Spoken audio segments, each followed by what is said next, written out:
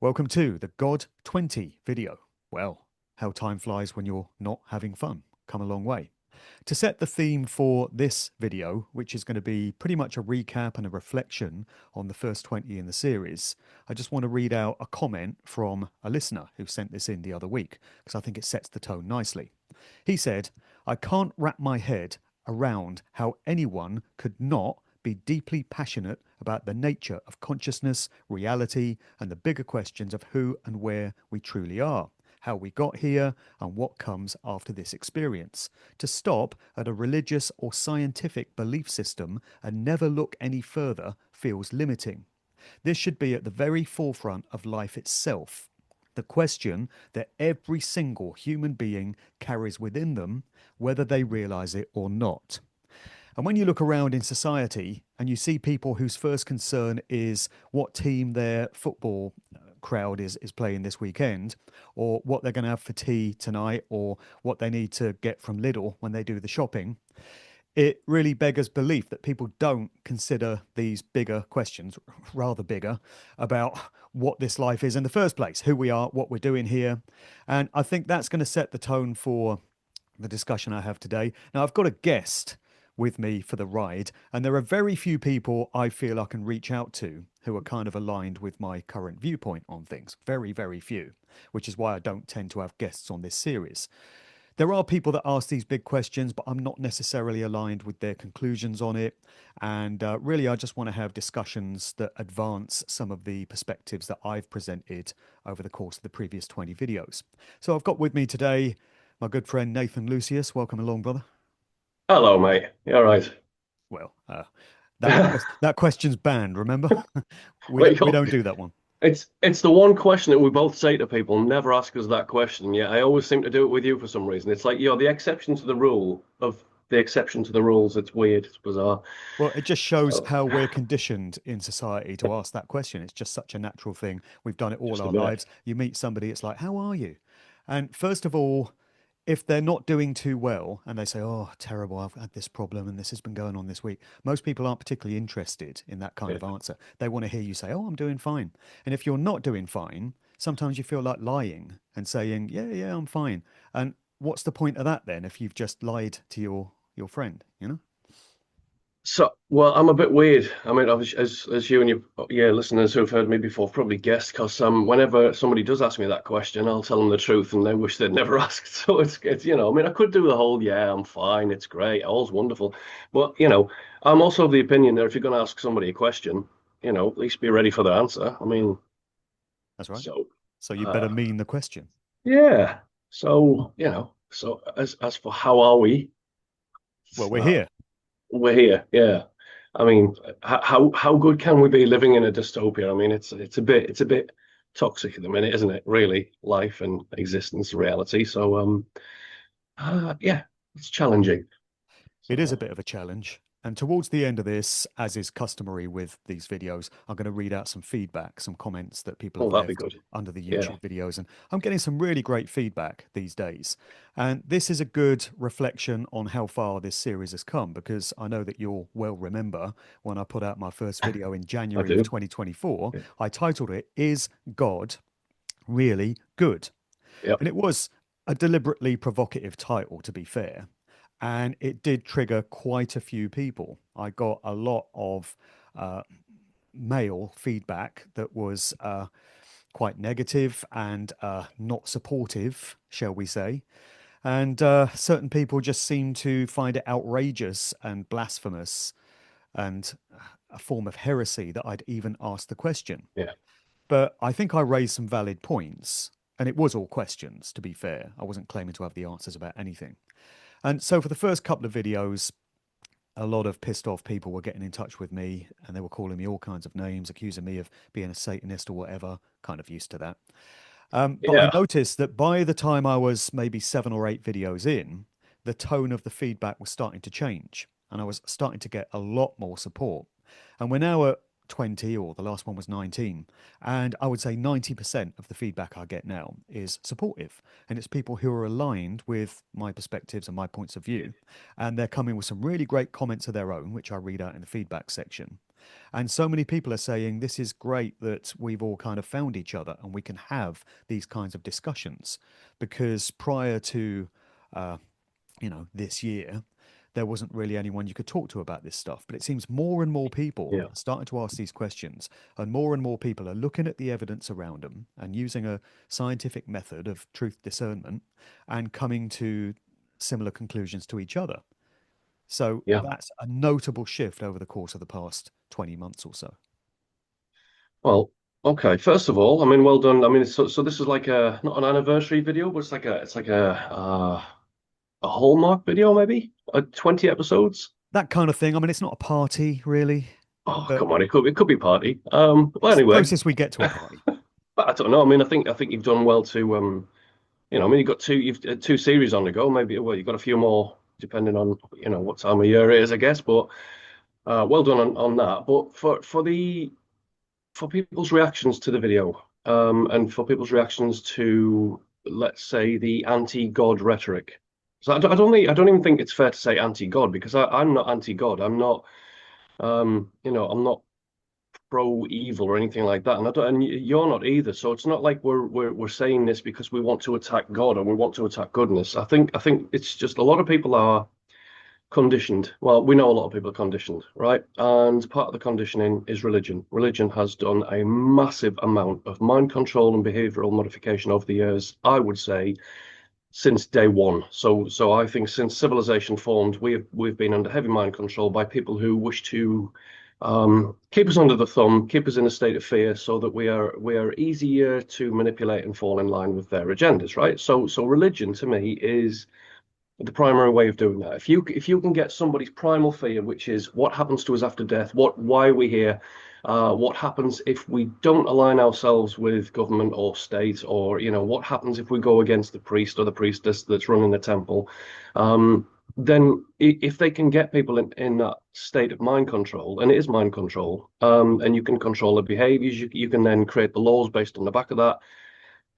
Um, what effectively has happened, especially with your videos and a few others like you, is that you've now started to question uh, effectively a 2,000, 3,000-year-old narrative, depending on which culture we're dealing with here, and basically say, well, look, there's many parts of this that don't make sense. There's bits of this that are contradictory. There's bits of this that look more like demon worship and demonology than worshiping a benevolent God who's got our best interests at heart, right? And so again, I don't want to take this down a negative slant. I think we've had too much of that in the last couple of years for obvious reasons. Anyone with their eyes open at the minute would understand why people are negative, and we're in a bad state of being. But um, it's not about attacking religion. It's not about attacking Christianity. It's simply about looking into it. It's about observing it. It's about finally having a platform worldwide where people can share their information, can share their findings and their observations.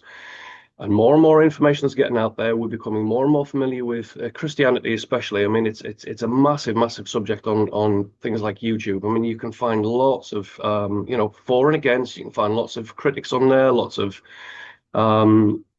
former believers that are now starting to question the narrative. You've got people who've been, trained in seminars sorry, not seminars, seminaries that have come out and said, well, actually, yeah, there's things that we've been told not to say, not to talk about. There's certain things you don't question. We've got professors like Bart Ehrman saying, well, actually, if you look into this, it's very contradictory, very hypocritical, and it's not even moral. What you've been told about your religion is not even moral.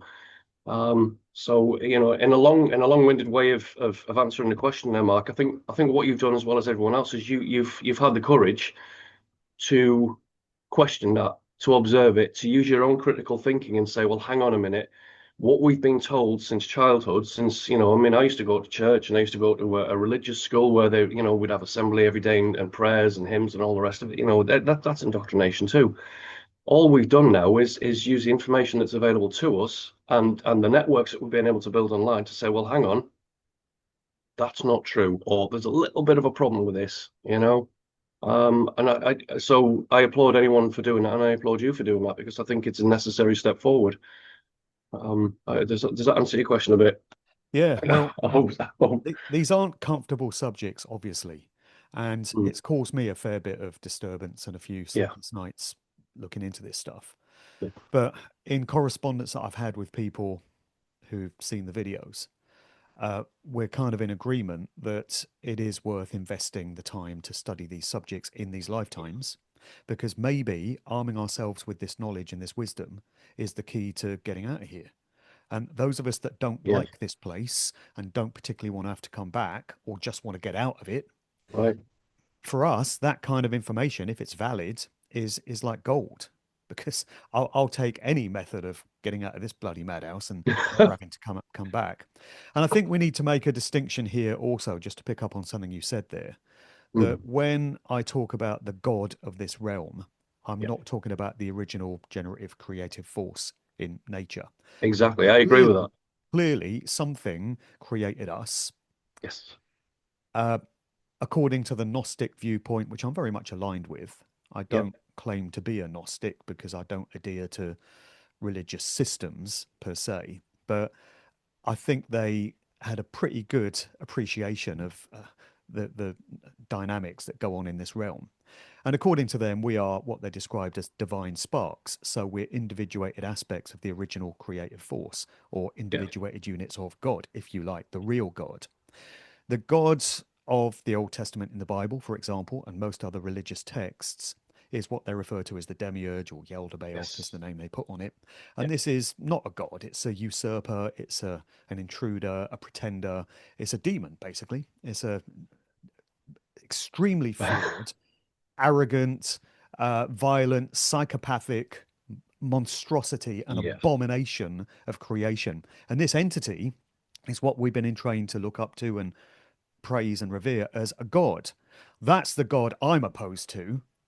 I don't worship that thing in any Well, way. choice words, Mark. I mean, I know we've both had a rant at that particular entity, using some very interesting language, I So think. when we scream at God that it's a four-letter word, we're not Mm. talking about the original God and the creator of all things. I do recognize that force. As do And I. Yeah. I mean, if we don't have that, it's an extremely bleak and nihilistic viewpoint, right? And it's not as Isn't if it? I'm forcing myself to accept that that force is there. My logic and everything I've seen around me tells me that it is. And somehow this Yaldabaoth thing was allowed to usurp this reality and create this place and put us in it. However, we got here, whether we were tricked or trapped or coerced in some way, we find ourselves in it. So that's what we're opposed to. We're not opposed to original God. Right, okay, I absolutely agree. By the way, can you hear me all right? Is the Yeah, mic yeah, loud fine, enough? Right, fine. that's brilliant. I absolutely agree. Again, to me, this is just calling out what I see as something has gone wrong, right? So whether you want to call this, I mean, people, David Icke, for example, he calls this a bad copy of reality, right? And I think again, that could be bang on the mark. I think the Gnostic accounts of some kind of demon, well, maybe it's not a demon, maybe it is a god, small god that was malformed, as it's says in some of the Gnostic gospels, about basically Sophia not forming the earth properly because she didn't have the masculine aspect there, and maybe that's gone a bit Oh, these awry. women, eh? Oh, Sorry, joke, I can't joke, bloody joke, say joke. now. I can't. Just a joke, um, ladies. I, but it's again, are we dealing with a malformed god that is genuinely kind of a creator, but is not? It's not balanced, right? Is it jealous? Is it a jealous god that's created um you know a planet and a race of beings that it just wants to control or just wants to toy with? It's maybe this Yaldabaoth, this Yahweh demiurge, whatever you want to call it. Maybe it's just trying to figure out what's what by using us as an experiment, And there's that way of looking at it. I mean, it's certainly, if we take the Old Testament as an example, we're not dealing with a benevolent creative force. We are not dealing with a forgiving God. We're not dealing with a compassionate, loving God that wishes to pour out its love upon its subjects. We are dealing with something very cold, very dark, very psychopathic, and very malevolent. And if anybody, any Christians still listening, and I hope there are a few. Again, look, this is not an attack on you. This is not an attack on the scriptures. Even I enjoy reading the Bible. It's fantastic. However, be honest with yourselves, and you tell me that's setting a good example of morality and goodness. If you read through this, especially the Torah, especially the first 5 books, my God, the stuff that's in there, just God commanding that his chosen people go out and slaughter masses and masses of people, women, children, animals, that he demands sacrifices, he demands, burnt offerings. Um, Come on, that's neither good nor moral. And if that's supposed to be setting the example as to how we're supposed to live today, then good job. We've got a whole worldwide society that is ripping itself apart, whether that be through war, famine, tyranny, fraud, deception. I mean, okay, good job. If you want to use that as the example of as to how to live on this planet, yeah, you've done a great job. You've done it. Getting back to the creative force, a benevolent force. Yeah, I don't think that Yahweh, Yaldabaoth, the demiurge, whatever, however you want to refer to the Gnostic version of the Christian God, I don't think that is the overall creative force. And I'm not saying either that I agree with everything in the Gnostic Gospels. I just think it's definitely food for thought, and it's a philosophical body of work that we can now take and say, well, actually, that does make more sense than the narrative that we've all adhered to all these years. It just, to me, I mean, again, I've not read all the Gnostic Gospels. I've got 2 minutes. I've got a rather big volume behind me. There's quite a lot of stuff in there. So this is effectively the bits of the Bible that were lost or that they tried to cover up and remove forcibly so that it didn't counteract the narrative. And there's a lot of other gospels in there. There's a lot of other creation stories in there. I've not managed to get through all of them, but what I will say about the Gnostic Gospels is they make a hell of a lot more sense to me. It's a lot more rational. It's a lot more grounded. It's a lot more loving. I mean, the God that the Jesus in the Gnostic Gospels is referring to is a compassionate God, but he's equally saying that is not the God of your forefathers. But the God that I'm preaching is not that God. I'm not talking about Yahweh. There's another creative force. God is within you, right? There's a creative divine spark within you, and you've got to change your outlook. You've got to change your perceptions in order to understand that, which means letting go of the old beliefs, dislodging those old dogmas, and opening yourself up to a more spiritual outlook. Yeah, there you go. Sorry, I've gone round and round a bit there, so I apologize for that. Yeah, no worries. The infuriating thing for me is just the Yeah, fact that we find ourselves abandoned here with no does roadmap, feel like that. no guidebook. Yeah, There are no yeah. clear answers. I mean, people will tell you they've got all the answers. Religious leaders and new age Hmm. spiritual types will claim, "Oh, I've figured it out, and this is what we're doing here, and this is what this creation is." But none of Yeah. us really know. D- And how is that of any benefit to us? If these right. lives were created to enrich our souls so that we can grow and evolve, as certain people tell us, learn lessons, Yeah. take it back to source, pool all that knowledge that we've accumulated, uh, how does any of that work when we come in with a mind wipe? If we've had previous lives, then Hmm. we come Yeah. in with our minds wiped, so we have no memory of it. And yet we're supposed to learn cumulatively. And some people will say we have lives beyond these and we take that knowledge forward. How? How do you do Yeah. that with a mind wipe? What's the point of putting us here with no roadmap, with a million conflicting arguments? This religious leader saying my faith is the correct one, everyone else is wrong. Yeah. The very next person saying, no, no, don't listen to him. He's a charlatan. My faith is right. How are you supposed to make sense of any of that? Well, How you is any of can't, that can for you? our benefit? Well, again, if you've got a million conflicting views, then the one thing that you don't have is unity.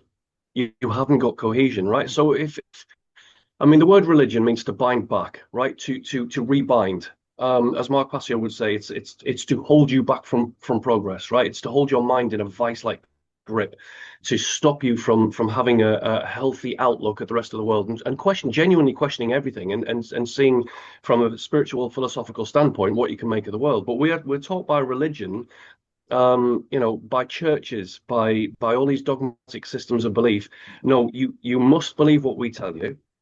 If you think outside of that box, you're evil or you're a sinner or you're a wrongdoer. So don't do that. Well, that's limiting us, right? That's limiting our outlook into I think it has held us back. I think it's held us back thousands of years because we've just not been able to escape that grip of church doctrine and of not just church temple doctrine. Take it as far back as you like.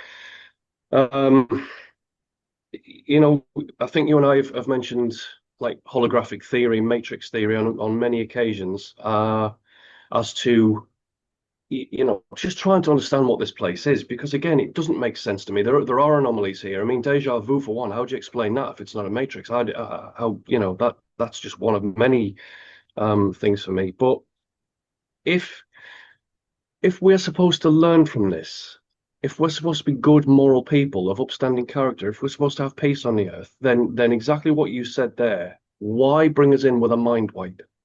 Why are we not allowed to remember? If we're supposed to learn lessons, how can you do that from a perspective of, right, you've been a naughty boy, you've made 350,000 mistakes in the previous lifetime, so now you have to go back and correct all of those mistakes, but we're going to wipe your memory again, as well as everyone else's memories, and then you're going to make 350,000 more mistakes. Some of them you might correct, but then you're going to make a whole, slew of new ones.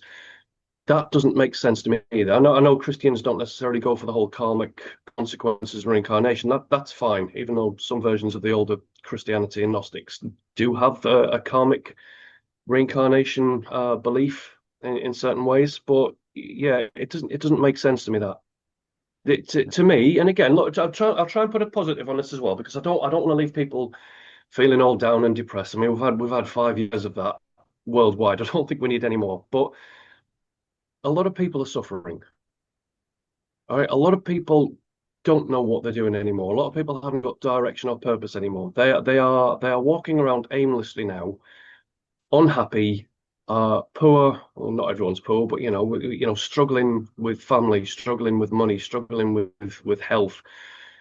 If if we did have a benevolent God, a benevolent creator that truly wanted us to be happy, right? First of all, it would show us the way. It would set us out guidelines and a roadmap. There would be something to adhere to that didn't contradict itself, that did make sense, that didn't necessarily turn you away from what felt right. Right. I mean, a lot of what Mark Passio talks about in regards to natural law is, if you are a moral, upstanding human being, if you stick to principle, if you know the difference between right and wrong, and believe me, folks, it's really not that difficult. When you look into it, and you get an understanding of right and wrong. It's not that difficult. You know, does it cause an act of harm? Right. Well, yes. If it causes an act of harm, is it a deliberate act of harm? Then it's wrong, isn't it? It's that's the simple. If it's not a wrong, then it's a right. And people can't seem to get their heads around that. Going back to the idea of a construct, a matrix, and a benevolent God, if we had that, if we genuinely had that, then those simple understandings of right and wrong, or simple guidelines of what is acceptable and what's not, that would cut out cruelty. That would cut, I mean, people would be more charitable for one thing, right? Because they'd want to set the example.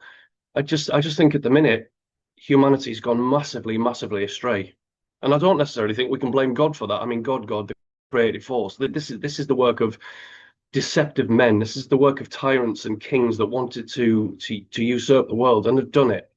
And now they've got AI to take over from their, I mean, the AI is now effectively the new God because it's been programmed to take over from that position. Hmm. Oh, that Yeah. helps. Yeah. There was a time where I attended a Christian church about 30 odd years ago. Yeah. And I would have thought that anyone having this type of discussion, questioning the nature of God and calling God a tyrant and a psychopath, I would have Yeah. thought that I'd go straight to hell for that. There would be literally hell to pay. Well, And that it is gives a it, hell state. yeah. I mean, again, sorry to interrupt there, but I mean, isn't hell? It's a state of mind. Hell is a state of mind. Heaven is a state of mind. It's not a place up there or down there. Even if you go by the scriptures themselves, they don't talk about heaven and hell. Hmm. They talk about a state of heaven and a state of hell. And at the minute, the world collectively is in a state of hell. Right? We are going through misery and suffering and pain. Personally, I'd like to stop that. So sorry to Yeah. interrupt. I just want to Well, get you that mentioned in. there a loving God might want peace on earth and might Mhm. actually want there to be abundance and happiness Yeah, and joy. How is that ever going to be achieved when we have a natural world, the so called food chain, yeah, where billions of living sentient beings murder each other in horrific, violent ways Yeah. every single day just to stay alive another Yeah. day. I think that state of affairs tells you everything you need to know about the true nature of whatever created this realm and its motives. Pain, suffering, and death are built into the very fabric of this reality. Yeah. So, how can we ever expect to attain human joy, human freedom, when all that is going on and is a central part of this very Yeah. reality? Right? I So think it's this all this right is there in that. well, I mean, I know you asked this question. I think you ask it of all your guests, and it's a very good question. I think I it's do, one and that I we need never to get a cover. satisfactory answer. I never get an answer that makes any kind of sense to me, other than it's the creation of a psychopath. Well, okay, all right. Well, let's devil's advocate then. No pun intended. All right. Um, I've got to be careful with my words here because certain communities don't like the idea of evolution, whereas I do, but with certain caveats in place. Let's assume that this is let's go with the atheist mindset, right? The atheist mindset is that the universe came into being. Now they've changed their minds. Apparently now it's not the Big Bang; it's always been here. Okay, whatever. Life has evolved from a state of primordial being and the primordial soup. Right? Okay, take that. Well, I'm not saying it isn't. It isn't. What I'm saying is just conceptualize for a moment. Okay, from that perspective, the idea of survival of the fittest, the idea that there's cycles, there's ecological cycles. One animal has to prey on another, has to prey on another, has to prey on another, and there's a food chain involved in that, just to be able to survive. All right, from that perspective, it kind of makes sense. It's cold, and it's quite a heartless position to be in. Again, I'm not, this is not an attack on atheists. I agree with a lot of things they say, even though I'm not an atheist. However, from that perspective, the idea of that cruelty and suffering as part of the food chain, as part of the ecological cycle, that would make sense from that perspective. From the perspective of a creative force that has, you know, orchestrated everything. I see this as there's a divine code intertwined into everything. Now, maybe that has been usurped by Yaldabaoth or Yaldo, as we prefer to call him sometime, as if he's our old buddy. There is a code enshrined in nature, and you can see it everywhere.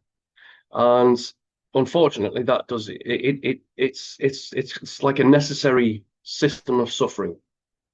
You It's know, not necessary, though, is it? That's the point. There's well, no, no, but so many other ways this reality could have been yeah, constructed without the need for even digestive systems yeah, and the need to yes, ingest food. Why can't we just yeah. live on prana, air? I mean, some people It have could have tried been that. that way. If we're talking about a god that could have created any kind of reality it wanted, Yeah, there's an option. Why did it have to be this one? yeah.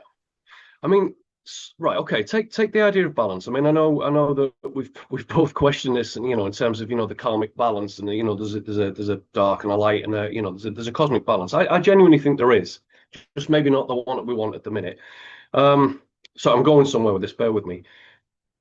If we had genuine harmony, so let's say all the species on Earth, if they didn't need to feed off each other, if they didn't need to hide from prey and predators and things like that, if they could live harmoniously, do we suspect that a balance would occur naturally? Do we think that species numbers would balance out and then it would just replenish when sort of like numbers were depleted? Without another species keeping that in check, for example. I mean, is that something that it's possible, is feasible? Do you see where I'm going with that? It's like, is it possible that if we didn't feast on each other, that we could just balance out naturally and have paradise on earth, have that Garden of Eden concept where everything just worked, everything was peaceful, and we had solitude, and we could just live in harmony with nature? I mean, that'd be bliss. That'd be ideal. I'd If love the that. creator had wanted that, it could have Hmm. had it. Because if you're Yeah, omniscient and omnipotent and yeah, all knowing, you can create any kind of existence you yeah. want. So that was an option, but that option was not chosen. The one It that we doesn't do seem to have be. was. No, I mean, all right. Take gorillas, right? I like gorillas. I think they're lovely animals, but they're vegetarians, right? I mean, we've got this big, literally big friendly giant in the jungle, right? And it'll defend its own. It's got muscular torso and physique. It's strong. It's had it not been for humans interfering with that particular dynamic hunting them, then they would be in abundance, but they'd also be in balance. They wouldn't be everywhere. They kept themselves in check.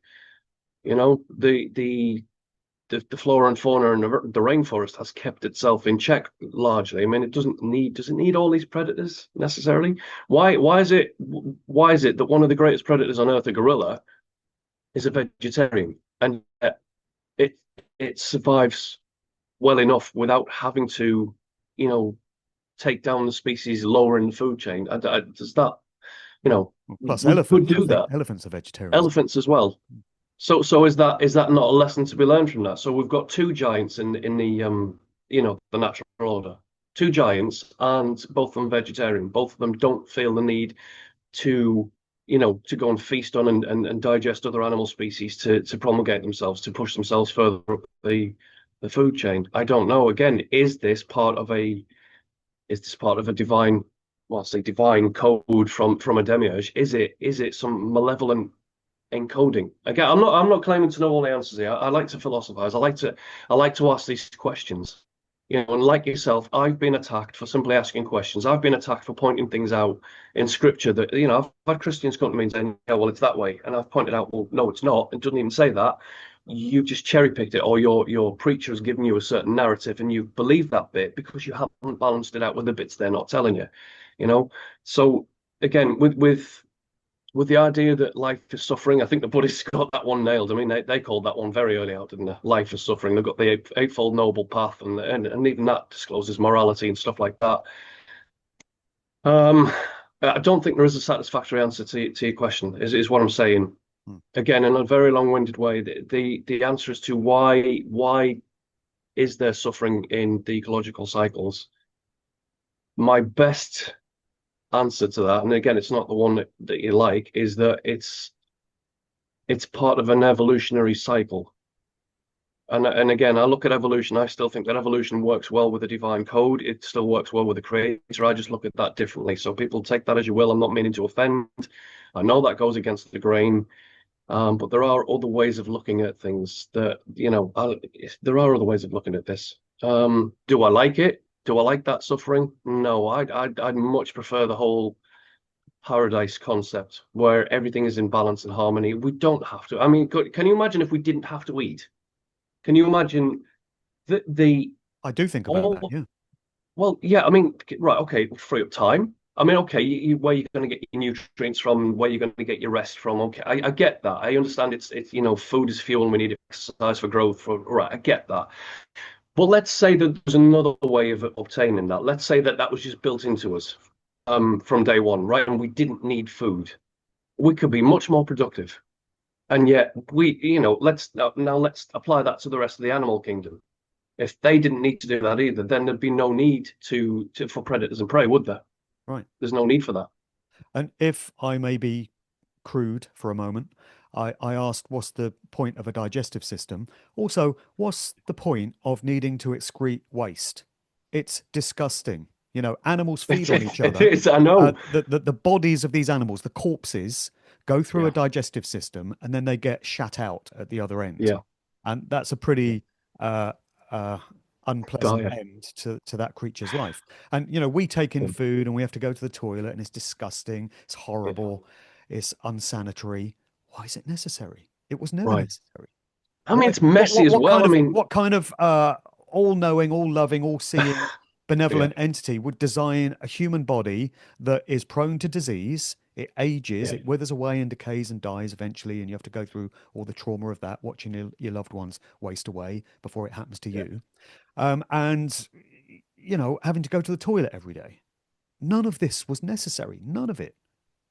Well, look at the infrastructure required just to take care of that. I mean, even in medieval times, and prehistoric times, you had to have cesspits, which would then spread disease and all kinds of nasty, side effects to that. And plus, it stinks. It's messy. It's again, look, I know. If there's atheists and people and scientists watching this, will say, yeah, well, that's a necessary part of evolution or the necessary part of the cycle of life. Yeah, I get that. When we're just philosophizing at this point, but yeah, I mean, it is such it's a pain. You could argue that we need that for the soil, and the soil, and you could argue that, right? So the trees and the vegetation feed off of that as well. So they feed off our waste. But another way of looking at this is, and I said this to somebody the other day, and it was like, "Are you for real?" It's like if people watch all these food videos, and they do all this food prep, and I'm just watching it thinking it's a very interesting way of preparing shit, isn't it? I mean, it's just going to come out. I mean, if you're preparing it all nice and fancy, and you're putting it on the tables and all of this stuff, and it's basically just very fanciful, very tasty, inevitable shit. And I That's mean, the sorry, obscene thing that about is it. If you crude, but if you yeah, think of an animal that goes to an abattoir, yeah, just think of all the yeah, pain and suffering and fear that animal experiences. It will get, if we're talking about a cow, it'll get made into steaks or beef or whatever, and it will go yeah, into supermarkets. Within a few days, all that animal's body would have gone through digestive systems, been shat out, gone yeah, into the sewer. You know, that animal's life is yeah, worth that. That's what that animal's life amounted to in the end. Shit in a sewer.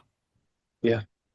Well, I mean, again, if we're looking at it from that perspective, I mean, again, I've contemplated all this, I've considered all of this, and it's not a very nice way of looking at things, but I mean, it that's what it is. I mean, let's say it for what it is. That's exactly what happens. But if you just look at the whole idea of eating, I mean, I'm not a vegetarian. I know you are.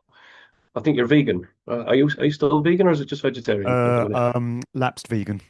Flaps vegan. Okay, we'll go with that. So okay, well, I'm not, but obviously, I respected, whenever you've come here, and I've always tried to cater to that.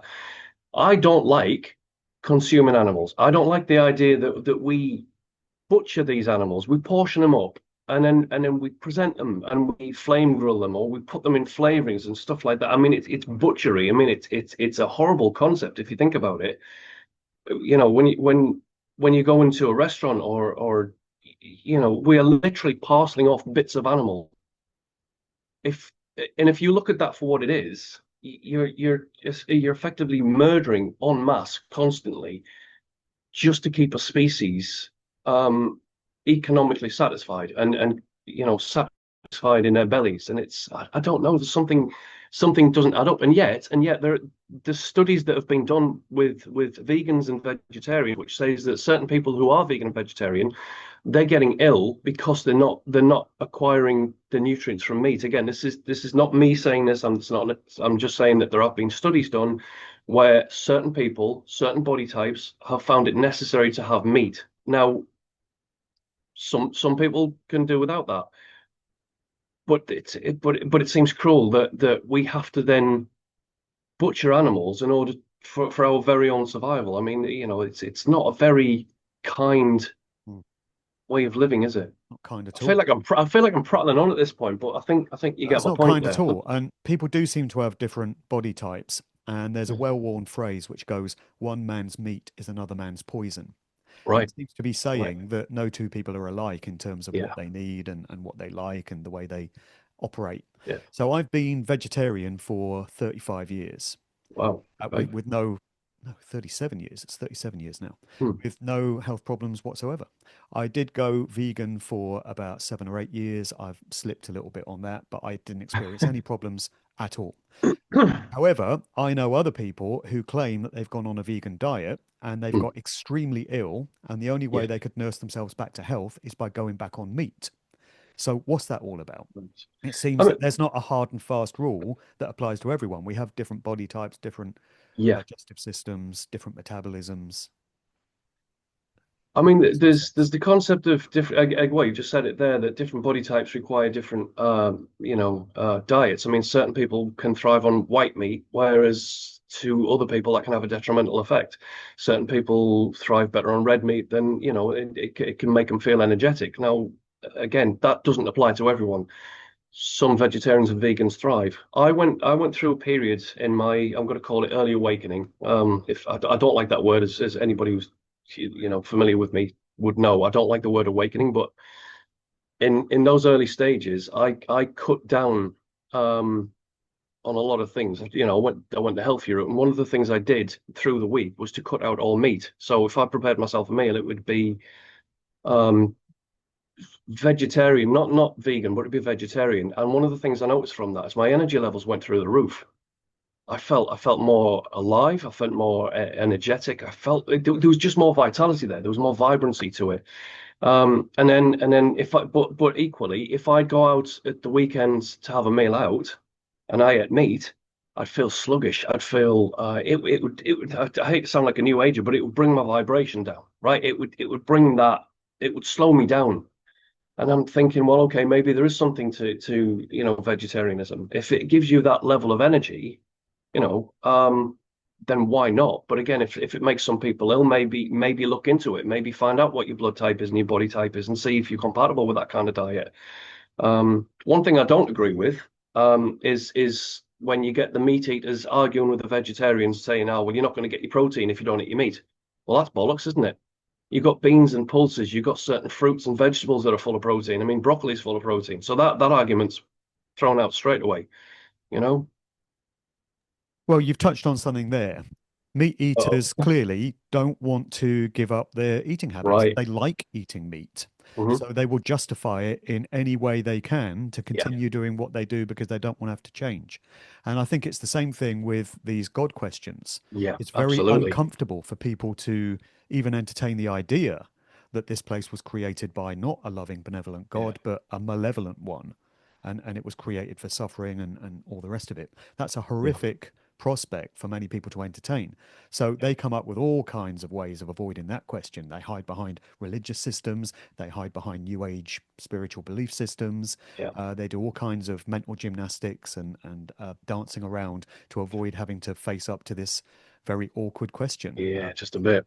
People just create these diversions because it's Excuses. too, Uh, yeah, they're let's go for excuses. let's call it for what it is. It's excuse making, isn't it? Right, right.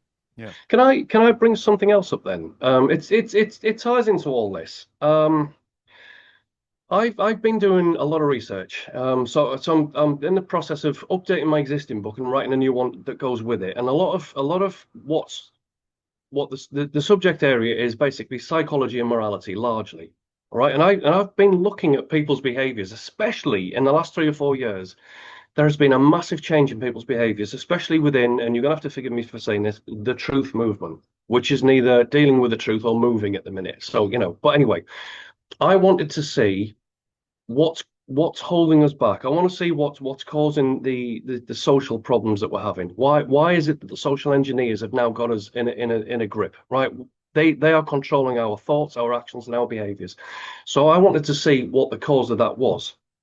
So that led me into the subject of mind traps and cognitive biases, which is fascinating. And again, for anybody who's not familiar with those two terms, go and blow your minds. And it's fascinating. I mean, obviously, anyone who studies psychology, they're probably aware of this. But anyone who hasn't, if you've got if you want the truth, if you want to seek the truth, go down the psychological route. As well as the occult route and the philosophy route, fine, but go down a psychology route because the stuff that you will learn about yourself and about society in general is fantastic. But getting back to the idea that people are making excuses because they don't want to change. People make excuses because they basically what's happening is we are now falling back into an emotional state. And this is all bias, all cognitive biases and all mind traps are basically shortcuts in thinking that are erroneous and lead us to bad conclusions, right? If in effect it is the opposite of critical thinking. And so the reason I'm bringing this up is I think practically everyone does it these days, but I've noticed it especially in truther groups, especially in religious groups. And this is not an attack on any religious group or any religion in particular. So I've got a challenge for anyone listening. Go and have a look at the cognitive biases and mind traps and just go and see how many you've fallen into, or just by religion alone. What it teaches you to do is to, again, it's a shortcut in thinking, right? It's bypass that to jump to that conclusion, right? It's let's ignore this so we can cherry pick our favorite bits, and that leads to things coming out illogically, irrationally. And it's a very easy fix. All you've got to do is become aware of it. I mean, one example that's thrown around a lot at the minute is the Dunning-Kruger effect, right? Whereas people their level of confidence in certain subjects is sky high. They think they're experts, when actually the opposite is usually true. Their level of knowledge and information, and it's very low compared to what they think it is. When we're dealing with the religious mindset, the reason why people are getting angry, the reason why people get angry at your videos and at my comments, and believe me, the amount of discussions that I have with people, or the comments that I've had on certain videos that I've done, it's an emotional reaction, right? So this is effectively what you've done. If we were dealing with this from a purely intellectual standpoint, you could be compassionate, you could be loving about this, you could be caring. I think you've got the best of intentions doing these videos. I have the best of intentions questioning all this stuff and writing about it, as do you and many others that have been doing this for a while. But we always seem to be able to offend, and I'm sorry, Christians, you do seem to be the most offendable group. And again, that's not an attack; it's an observation.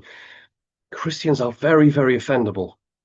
The reason for that is we are attacking them in their most primal belief, right? We've questioned their most primal conditioned mindset, and it's causing an emotional reaction. Their response to you saying, right, I've read that passage in the Bible and it's evil. I've read that passage in the Bible and it's contradictory, right? Their default to that, their cognitive bias is, well, he's wrong because I must be right because I believe. Well, all right, believe what you want. I don't care what your belief and opinions are. I want to know what the truth and facts are. I want to know what the evidence shows me. I want to know, I want to know. I don't know. Sorry, I don't want to care about your beliefs and your opinions. Everyone's got a belief, everyone's got an opinion, everyone's got an ideology. That doesn't make you right. That doesn't make your scriptures right. That doesn't make the religion or belief right. It just means that you have formed a bias and belief and an opinion. We've got to get past that. Stop reacting emotionally. Yeah. Yeah. There was a guy named Mel Fabregas who used to have a platform called Veritas Radio many years ago. Yeah. Not sure if he's still going, but his slogan used to be, I want to believe, and the word believe was crossed out and replaced by no. I like that. That I like ties in that. with what you were saying there. Well, it does very much. One of the factors that originally inspired this series of videos was Yeah. discussions that you and I had had about Yeah. how, unfortunately, I'd love to say the opposite, but what we're trained to think of as natural law, consequentialism, morality Mm. doesn't seem to dish out the sort of consequences that we'd like to think it does. So we Yeah. each know many people who are basically good people. They're trying Mm. to do the right thing. They're Yes. up against obstacles. It's a struggle for all of us. But within our consciousness is the desire to do the right thing. And we're doing our best with that. Yes. What do we get in exchange for that kind of intent? A world of shit, a world of suffering. Yeah. Everybody's suffering. And I've made the observation to you that suffering seems to be a bespoke process. We seem to have our Doesn't it just? personally Yeah. designed hell, which just applies to us. And it's circumstances in our lives that other people aren't going through, but we are. Yeah. But the next person you speak to will be going through some shit that you're not, but they Yeah. are. And it's just individually tailored to them. And it seems the more you try to do the right thing, the more you try to be moral, the more you try to help others and be good and make this world a better place, the more suffering you're going to reap as a result. There's a direct, observable, measurable process there, and anyone can do it. It's an experiment that you can Right. go through yourself. And that's one of the things that inspired me to do that first video and start asking these Yeah. questions. So I want to ask you, when we think about the so-called elites of this world, Yeah. the psychopaths, the Satanists Yeah. who run everything, do you think they, as a huge group or network, have observed this dynamic and they realize that this reality actually rewards evil? It actually rewards behavior that causes suffering to others. Right. And they've chosen to align themselves with that type of behavior because they've realized this gives them an easier run through life than the rest of us. We're all trying to do the right thing and be good people and suffering as a result. When you think of these fuckers, they all seem to be literally getting away with murder, getting away with Yeah. genocide, getting away with stripping away people's rights, destroying nature. And En masse. Yeah. we don't notice them going through any suffering as a result. Obviously, we Right. don't see what goes on behind closed doors, but they usually live to ripe old ages, that they're Yeah. walking around free men and women. Do you think this is because they have observed the rules of engagement in this reality and they've chosen to align themselves with suffering and they're actually being rewarded? They're being rewarded by the way this reality is constructed and the entity that constructed it for those types of behaviors because they're continuing the cycles of suffering and fear and everything that goes with it that this place was constructed to facilitate. What do you think Right. about that? Okay. All right. So again, to your listeners, forgive me while I go off on another round the houses to get next door, right? Because that is probably one of the best questions. In fact, that's one of the best conversations we ever have. Whenever we get together, this comes up. And we mentioned it the other day about what was it about? Certain people tend to not get hit by this, right? And so that what I think we both observed is you can get people with the best of intentions, decent, good, loving, compassionate people who have got a standard of morality, who have got principles and rules and guidelines in life, and they go out with the very, very best of intentions. And the very thing that we see happening in the case that you mentioned there of a bespoke hell, specifically catered to making that particular person suffer. Yeah, I've seen that in your life. I've seen it in my life. My girlfriend is through periods of that. I've saw that. My friends in general go through that. The good ones. I've got some questionable friends, but the ones who are genuinely going out there trying to do the very best and have the very best of intentions, they're always telling me, I just can't get a break. I can't win. I cannot it's just constant. It's one thing after the next. Just as I climb back up again, just as I pull myself to my feet, something else comes and smacks me straight back down. I can't get a foothold, right? And I notice this in those that are the best of people. And I'd like to think that you and I are the best of people. I think many people probably disagree with me being one of them, but it is what it is. But what I've also noticed equally to that, and I think we drew a conclusion to this, was that I also know people who go through life smiling and they've got plenty of money. They get the girlfriends and the boyfriends with ease. They don't have that issue. They get the best cars. They get nice houses. They don't have to suffer. They don't have to struggle. Sometimes I've seen good luck literally fall on them, right? Just good fortune falls on these people. But I'm going to measure that out by saying that some of these people specifically are not good people. Some of these are very dark individuals who are very selfish, who don't give a damn about anyone but themselves, and yet good fortune seems to find them. And I've noticed that, and again, maybe that's not true in all cases, but it's true in a lot of cases. So if I could answer your question about the elites, do they know the rules? Yeah, I think they do, and I'll tell you why I think they know the rules, and I'll tell you why I think they break the rules. I think largely that if this place is the construct of a demiurge, or again looking at it from an atheist perspective, if there is no God, and I don't believe that, but if they do, if they believe that, if that's their mindset, if that's the way that they're going out into the world, then there is no karma for them. The And you think satanic becomes fair mindset. game for them? Well, this is the thing. This is exactly survival of the fittest mentality, isn't it? Right? This is, and again, survival of the fittest and Satanism, as in the Church of Satan, it goes hand in hand. It's the same mindset. The idea is that they can go out and do what they want, and if nobody stops them, if nobody prevents them from doing that, if people comply with their evil diktats, with their behaviors, if people don't stop them, if they comply with it, if they put up with it, if they go along with that, then in their minds, in their eyes, it's fair game. And guess what? They're predators. These people at the top, they're usually psychopathic. They're usually very well educated. They've got money from because they're in the right family and the right blood group, or they're in the right circles, or they're in the right business circles, right? They have a satanic, psychopathic mindset. And again, a caveat, I'm not saying that all people that are higher ups are evil. I'm not saying that at all. What I'm saying is a lot of them are. The ones that are going out there making, worldwide agendas that we all have to comply with by force because we're all slaves to these people. Those people are evil. Those people are psychopaths.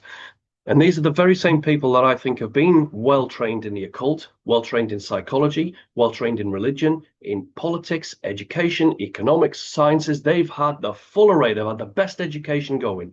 They've had the best mentors. And by best, I mean intelligent. I don't mean the best people. I don't mean the most moral. I don't mean the most compassionate and good. They've had all the best of everything. And they've also got a ton of money to go with it. And they know they can get away with it because their buddies who are also in that line of thinking, they're also backing them up. And then their buddies are backing them up. And then they've got their police to back them up. And then they've got the courts to back them up. They've got the politicians to back them up. I mean, that's how they're getting away with it. Yeah, I do think they know the rules of the game. I think they know more than a lot of let's say good practitioners of the occult, right? I'm not going to go down a whole occult rationale here. There's nothing wrong with the occult. The occult literally means hidden from view, right? There's a whole field of study there, and it's not evil, which we've discussed in the past. But they are very well versed in it, both dark side and the light side of that particular subject area. They know psychology. They know how to manipulate. They know how to manipulate the markets. They know how to manipulate people's behaviors and get away with it. Of course, they do. Yeah, I do think they know the rules of the game. In short, and I don't think they pay the karmic consequences because the people in general allow them to get away with it. We have stood down. Apparently, we're the 99%, right? And I don't agree with that. I think we're more like the 30 or 40% at best. At best. But we allow them to do this, which allows it to perpetuate and get worse and perpetuate and get worse. And so in a satanic mindset, in a karmic mindset, all right, they let us get away with this, so we'll keep doing it. We'll keep doing it more. We'll do worse. We'll see what we can get away with. Does that answer the question?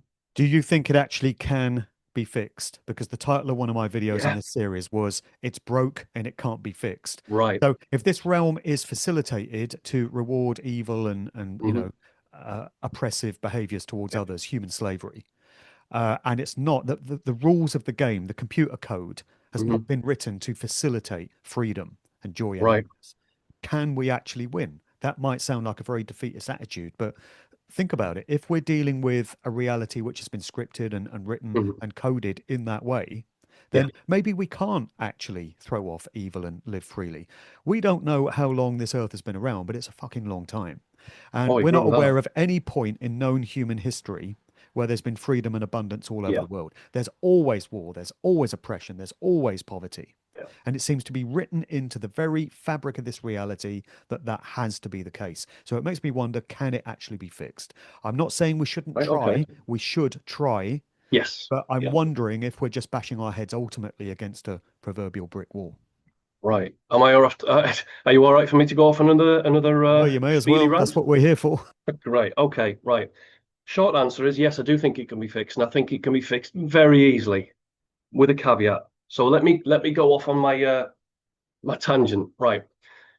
First of all, right. So we are told in the history books that we've had 6,000 years of civilization. Right. We've got 6,000 years of history from beginnings in Mesopotamia and the Indus Valley in China. That we've grown up around those river regions, created civilizations, and we've been around roughly 6,000 years. I think we've been around longer than that. I think we've had many resets to set us back to default.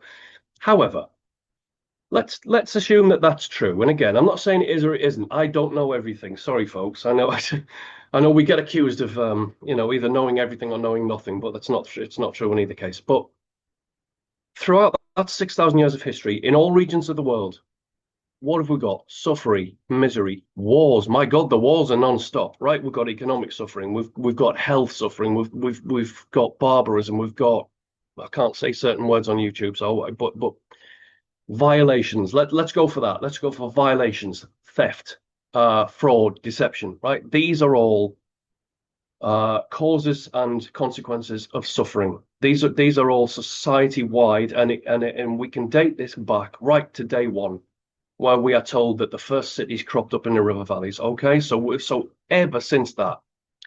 But then you've got to ask, well, okay, what could have been the cause of that? And if I might shamelessly plug my book here, I've written about this. So Fake Awake is looking at this kind of stuff and trying to draw a conclusion and an understanding, and then to give a solution to it. There's three things that are causal factors in all our suffering. One is religion. I don't mean spirituality. I don't mean God. I don't mean morality. I mean religion, a construct, a state fabricated set of rules and doctrines that favor the few, not the many, that keep people in a state of slavery. Two, statism. That is the belief in authority is justifiable. It's not. There is no one here that has the right to assert themselves over anyone else, right? If you have an authority, you have a slave in consequence. You've got a master and a slave. It's that simple. So statism teaches you that actually you are a slave because you've got a king and his nobles and his warriors looking down and trampling on you. The third thing is money, right? So money is the final cherry on the cake. That's the final bit that keeps us all enslaved in this system of suffering and misery.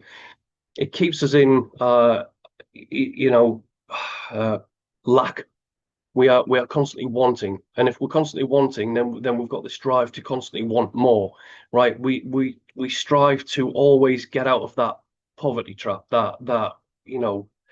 Some people take advantage of that. So to me, the cause of our suffering, the cause of our misery, all the wars that go back, religion, statism, and money, and the fix to that. And I've mentioned this on many podcasts with a mate of mine, Steve James. I'm hoping he's getting his name out there as well. We are trying like hell to get the solution out there, and people look at us as if to say, "Well, that's not the solution." Yes, it is. It is the solution. Mark Passio would agree that it's a solution. I'm hoping that many more people that are familiar, Lark and Rose, another example. The solution is very simple. First of all, get educated. I don't mean have a belief, have an opinion. I mean, no, genuinely go and learn as much as you can about everything, about statism, about religion, about money, about the economic system, about politics, especially about psychology and philosophy, and as much as you can get in there. I know people are short on time, but podcasts exist, audiobooks exist. You can do these things whilst you're walking to work, whilst you're at work a lot of the time. You can do these things whilst exercising. You can do these things whilst playing your computer games. You can have a constant influx of information, and it's not difficult, right? Learn this stuff first and foremost, but make sure that you are learning stuff that can be verified, that you can back up, that can be observed in reality as being true, right? Learn this stuff, really learn it. Once you've got the hang of that, learn how to think. And sorry, that sounds condescending. I don't mean to be condescending. Open your minds, open yourself to things that you wouldn't previously have considered. I mean, genuinely challenge your own beliefs, challenge your own opinions, challenge your own knowledge, because that's how you're going to grow. That's how critical thinking kicks in. So we need people now to start thinking critically. I know the movement thinks that they're thinking critically because they go against the mainstream. That's a bias. That's not critical thinking. Genuinely challenge yourself. Criticize your own thinking. Criticize everyone else's thinking, but in a most benevolent way. And here's the trick. Learn about morality, objective morality. And sorry, Mark, I've got to push somebody else here, and he was a friend of yours, Mark Passio. Whoever is not familiar with that man, go and learn everything that man can teach you. Learn about natural law, learn about morality, learn about the stuff that he's got on offer. It's necessary viewing. The way out of this, the solution, is to become moral. A moral man stands on principle, and he cannot be shifted. If you apply that to an entire population worldwide, if you get people to be educated, to think critically, to think open-minded, and then to stand on morals, actual morals, not morals that they find in scripture, not morals that their parents gave them, not morals that their school and their politicians gave them, that's subjective. That's relative. That's not morality. That's just somebody else's opinions and beliefs. I'm on about genuine, hard-pressed, objective morality. Know the difference between right and wrong and stand on principle.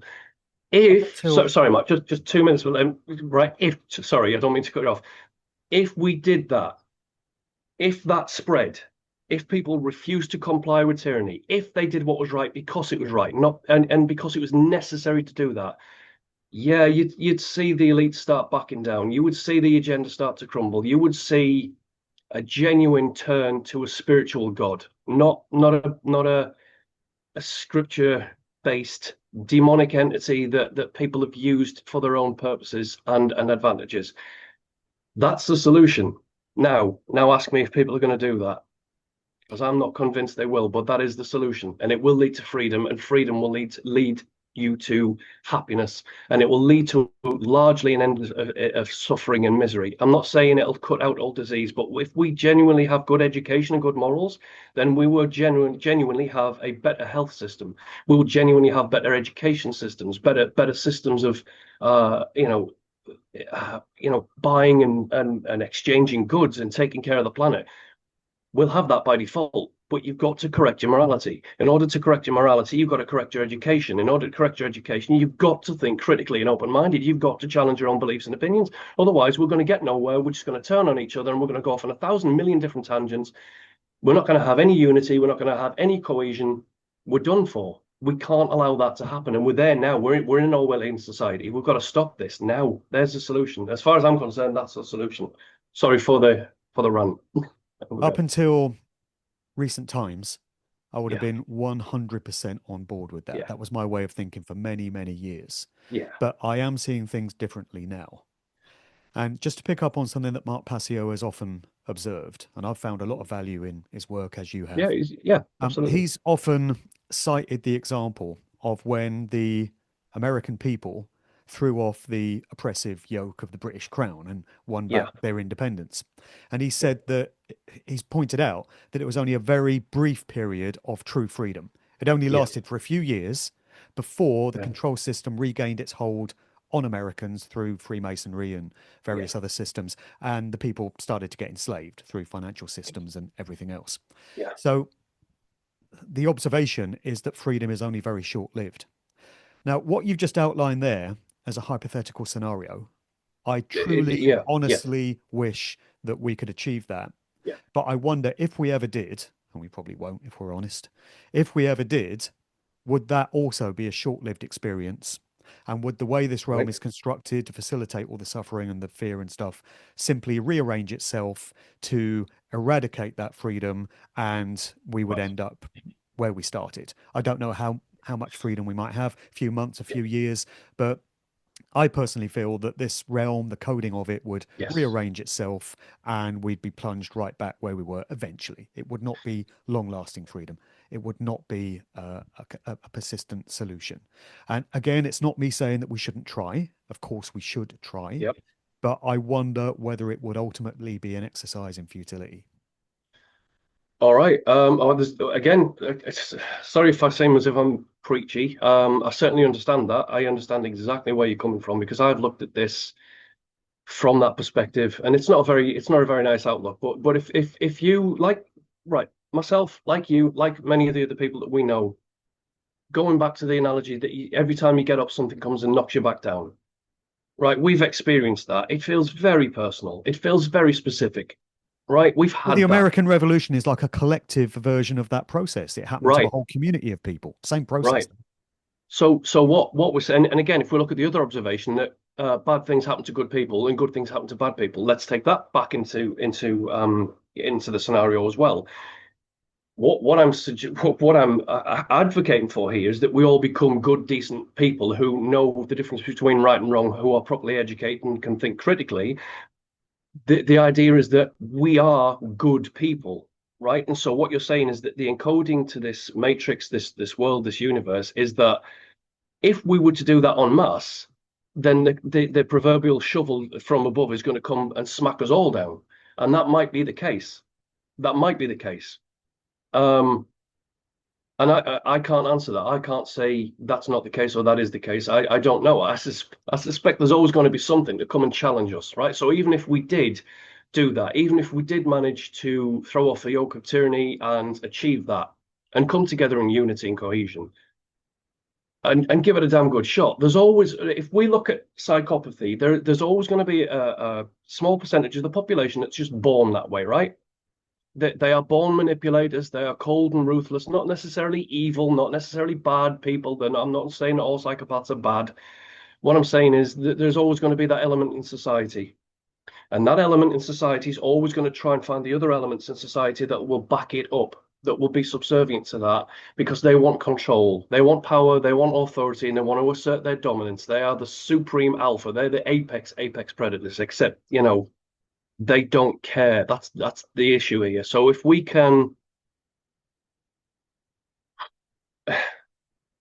If we can bear that in mind, if we sorry to keep prattling on, mate.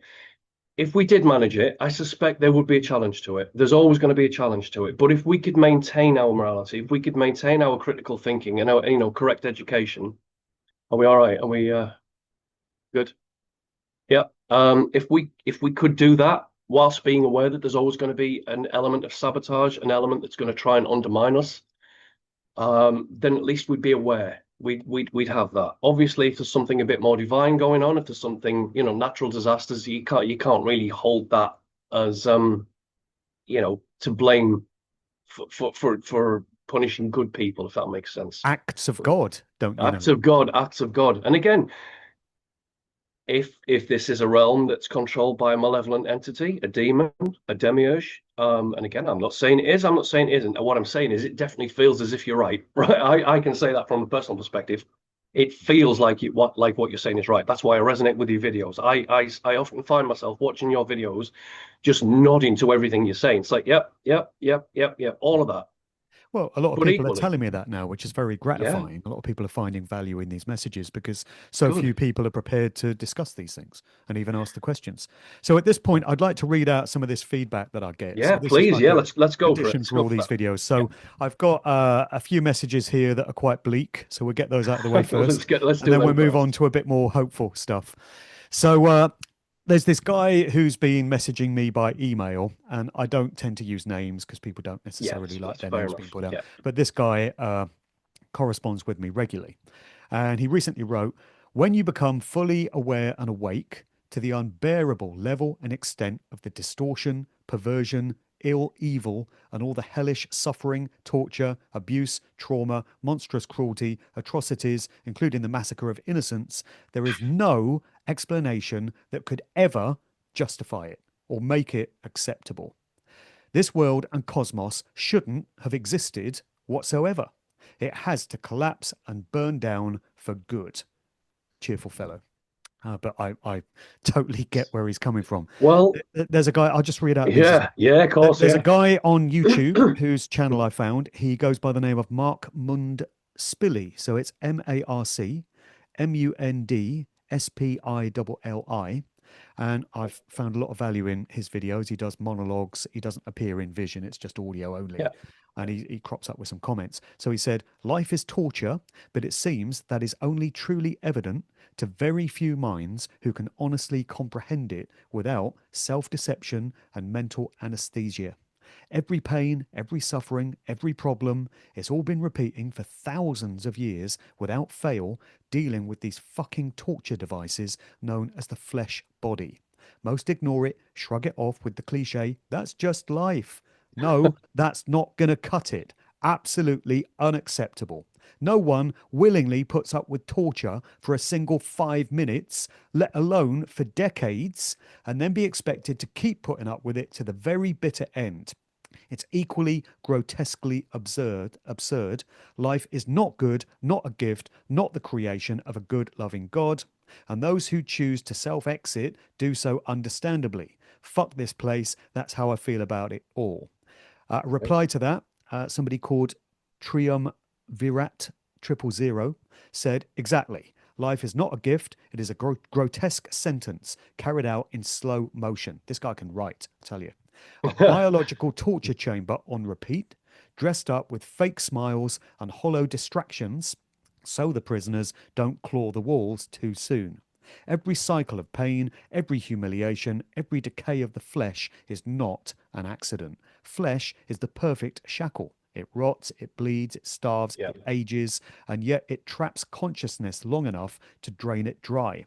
People say that's just life, which is Stockholm syndrome on a cosmic scale. You wouldn't force a Oh, I like dog. that. Yeah. You wouldn't force a dog to endure the cancer, dementia, and decay that humans are expected to accept. Yet here, billions march to the slaughterhouse one by one, pretending there's some meaning in their chains. There is no loving God behind this, only indifference at best, malevolence at worst. If there were a true gift, it would be the release, not another round of this carnival of agony. And the herd keeps smiling, shopping, breeding, and scrolling TikTok on their way to the abattoir. I'll read one more reply out. This is from Mark Mund Spilly again, who Okay. says, I honestly appreciate your lucidity. And yes, there is absolutely no good reason for this nightmare. None. The endless routines, the suffering monotony, the daily grind of suffering repeated on autopilot for decades, it all adds up to nothing but absurd cruelty. And when you look at nature itself, nothing but tearing, ripping, devouring, the eternal slaughter of life, Yeah. feeding on life, it makes even less sense. If this was meant to be creation, it's the most grotesque design imaginable. What's even more maddening is the sheer depth of the brainwashing. The programming of the herd is so complete, so total, that they celebrate their own captivity and this grotesque mask of humanity. So I'll leave that one there. But he made a very good Okay. point that if a dog was aging and was diseased and was suffering, it's generally accepted that the kindest thing to do is to put it down, put it out Yeah. of its misery. Yet with humans, we don't accept that that's the kind thing to do. No, no. If you're unfortunate enough to get some debilitating illness, it might cause you intense pain and suffering for decades, 30, 40, 50 Yeah. years. And yet, the thing to do in polite society is to allow that to continue. So he's just highlighting the double standards there between how we would treat a pet and how we would treat a relative. And there's a lot there. I appreciate there's a lot there that I read out, but any Hey, no, I reactions mean, to that? no, honestly, I mean, so all three comments are exceptionally well written. Again, they're all the points. I get this. The points are valid. Their observations are valid. Um, but I would again, I'll try and balance that out with, yes, that's true from the perspective that we're at now. It's 2025. We've been through hell. We are still going through hell, especially in the UK. It's like, we're literally creating Orwellian society by the minute, and people don't seem to be consciously aware of it. It's crazy. From that perspective, yeah, I get all of those comments. However, what I would ask is, if you're and this is not an attack on the comments are great. Whoever, the people who wrote them, they're great. I have no problem whatsoever. However, take them back maybe 40 years, 30 years, take them back 70s or 80s period, right? Where things were a little bit better. They flowed a bit better. We could enjoy life a bit more sunshine. We had a bit more economic freedom. I'm not saying it was a paradise back then. It wasn't. However, compared to what it is now, we had freedom. People would treat each other better. We had more positivity in the world. We had more community. We had more camaraderie between people. We had family units. We had men and women treating each other better, I think, than they do now. Would his opinions still be the same? And yeah, you could say that's a subjective, relative view based on his personal perspective. Yeah, okay, it is subjective and relative, but Sorry, just to jump yeah, in yeah, there, just with yeah, an yeah, observation. In yeah. the 70s and 80s, of course, we didn't have the internet. True. Therefore, people didn't have access to the sort of Yeah, knowledge we now do. So I think yes, his comments are coloured by the fact yeah, that he's been able to do research as we all can, yeah, and we can better comprehend what we're up against, the true yeah, nature of what's going on here, which people in the 70s and 80s didn't. yeah. So you could say they were a bit more ignorant in terms of their knowledge, but it made them happier because they didn't Yes, know all yeah. this stuff. This, That's the this, distinction, I yeah. think. Well, actually, I mean, that's a good point. That's another thing we discussed the other day. It was like, well, I mean, there is such a thing as blissful ignorance. I'm not promoting ignorance at all. I think ignorance is the worst thing. I think it's the original sin. I think it is the sin of sins, right? However, when I use the example of bad people being rewarded, certain normies out there, they're just blissfully going through life and they're smiling and they're all right. And it doesn't matter what's happened to them or what happens in the world, they're all cheerful and then they get, they're just flying through life.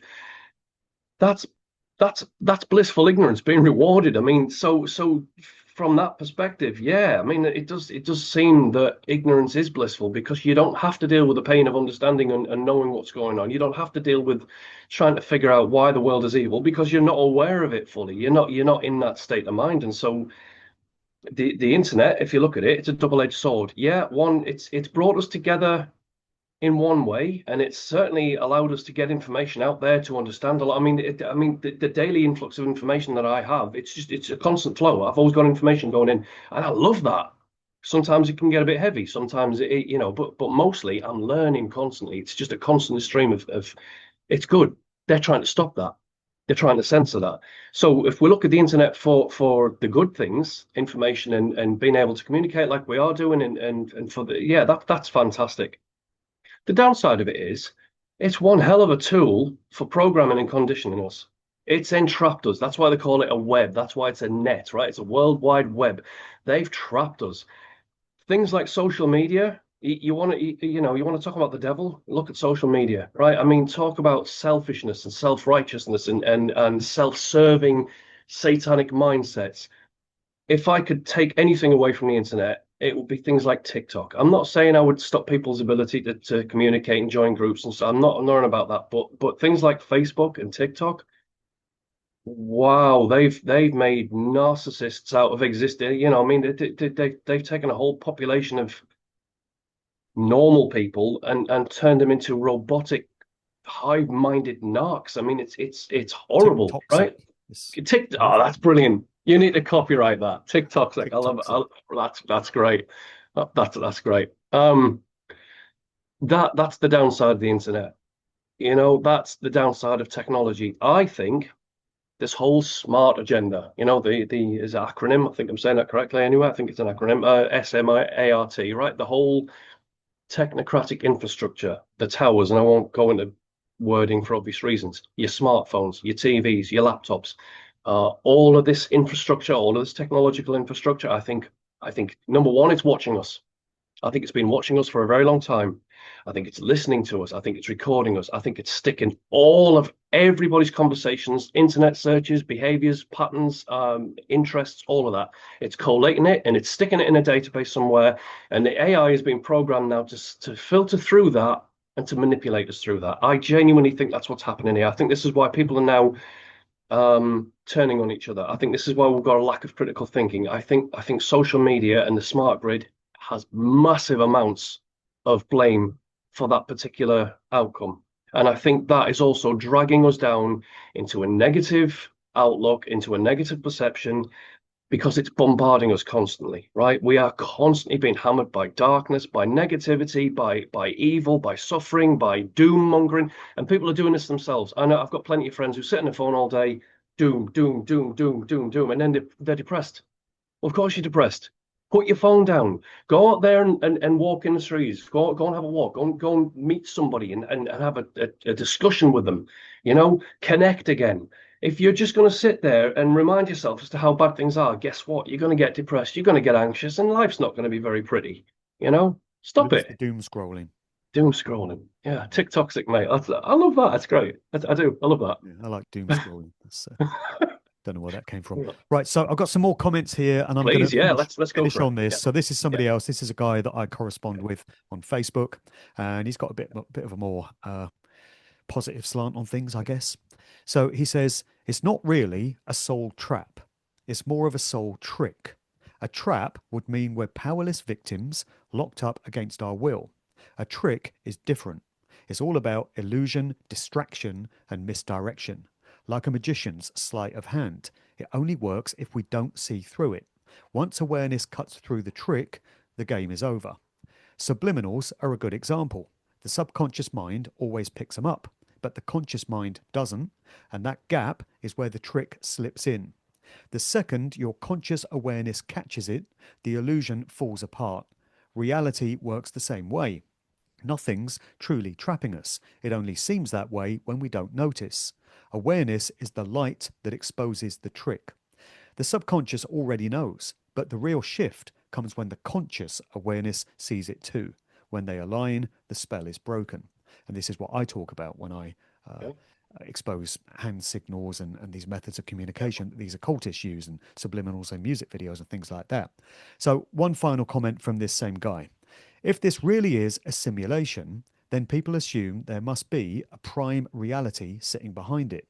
My old 3D way of thinking imagined that place as having the same kind of things we see here, like mountains, nations, roads, cities, but now I see it differently.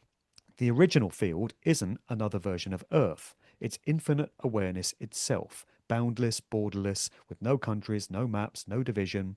What we call landscapes, nations, wars, and cities are just constructs inside the simulation. They're symbols, projections, not eternal realities.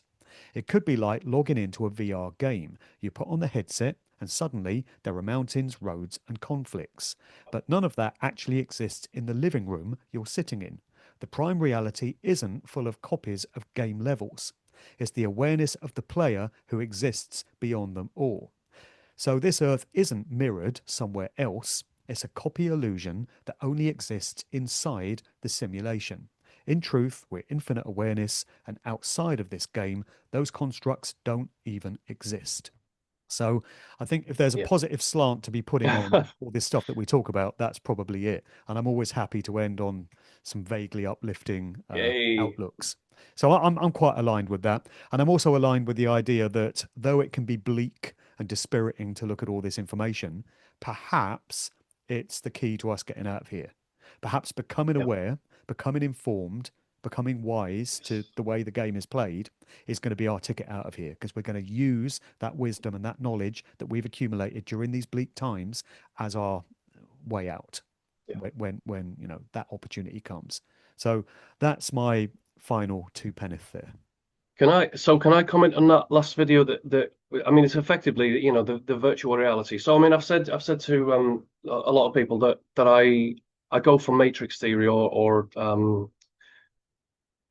not what's the word. So like I do subscribe to the idea that Simulation. we are say again, mate. Simulation theory. Simulation theory. Thank you. Yeah, to a large extent, yes, I do. I think it's a very, very complex simulation, and I think it's probably more complex than we would probably lay it out in a narrative or a film. But anyway, regardless, I do subscribe to it, and I think that's probably one of the best ways of looking for it. It's almost as if when you put that reality on your headset, if you like, your VR headset, maybe we're in this because that's what we're most drawn to. Maybe this is what stimulates us. Maybe this is what sort of our energetic match, if you like. We just for whatever reason we've put this particular reality headset on because we there's something here that we need to garner from that. We need to learn something from that, or maybe our soul is yearning for something from that particular reality. Maybe it just needs to experience it. And it's again, the comment's fantastic, and I would definitely I agree with a lot of what he said. In fact, I agree with most of what he said in that it certainly resonates with me. Again, it's a possibility, is it not? Yeah. It's a good analogy. We'll take anything we can get at this point. Just a All bit. right, well, we'll leave it there. So this was Devlin meets Lucius. So stand by for the comments. The devil and Oh God, Lucifer. I know. They'll be coming. But other than that, thanks for coming on today. Great discussion, and Thank you see you very for much. God 21. There you go. Well, I look forward to that. So yeah, hey, thanks for having me on, mate. And again, can I just leave an outward comment for this, just to Yeah, go ahead. try and put a positive slant on things? It's so right. I've been on a podcast with a guy called Paul English and Eric on Essex lately, and one of the things that we've discussed on there recently, and I go on there quite often if anyone's interested. But we discussed the Mouse Utopia, Universe 25 from John Calhoun. I don't know whether you're familiar with that. Right. Okay. It basically this scientist he put a construct together and he put some mice in there to breed them and see how their societal construct would develop. Okay, so we basically provided everything that they would need: their food, their bedding, water. It was all mapped out and laid out for them. Effectively, if you contrast that to, let's say, communism, shared resources and everything. Anyway, I'm going to cut a very long story short. What he found during his experiments is that the mice always turned on themselves. So in the center of the complex, it would be a bloodbath. It'd be complete barbarism. Like the mothers would turn on the children. The male mice would fight the other male mice. They would murder indiscriminately. They would eat and feast on the other mice. It's a bloodbath. Certain ones, referred to as the beautiful ones, would then they could see what's going on and it's like, right, sod this, we're out. So they would go to the outlying parts of the construct and just live out the rest of their lives there. Eventually, it descended into anarchy and it consumed itself. The construct failed. Anyway, right. What Calhoun then did is he decided, right, okay, what's missing? He tried to figure out what the missing point was. Like, why did they do this repeatedly? I think he repeated it 5 times, something like that. And so he figured, okay, maybe it's because the mice don't have purpose, right? So maybe things are too easy for them. Maybe giving them everything they want is the problem. Guess what? He allowed them, they were still catered for, but they had to go for it. They had to work for it. They had to figure out things for themselves. The mice had to figure out how it was done to go searching for their food, to go searching for their mates and their bedding and stuff like that. And it gave them a sense of purpose. It gave them a drive. It gave them a motivation, and it succeeded. So what I'm saying is, at the minute, if we look at society, we are in the mouse dystopia. We're in the bad version, and it's going to descend into anarchy. And I don't mean anarchy. Okay, let's call it chaos. I think chaos is a better word for that. It is going to descend into a bloodbath unless we become aware of it, right? So why not end on this by finding our purpose again? Instead of always doom scrolling, looking at the negatives, looking at why we should turn on people, looking at why we disagree with people, and oh my God, he said this and it goes against my opinion and it goes against my belief, and oh, he must be evil, and he must be the devil because it's got the devil in his name, and all right, start all that, forget all that. Why not look at the good side? Why not try and use acts of kindness? Why not go out into the world with a bit of purpose, with the idea of, okay, maybe we are doomed, maybe this is a construct, maybe this is hell.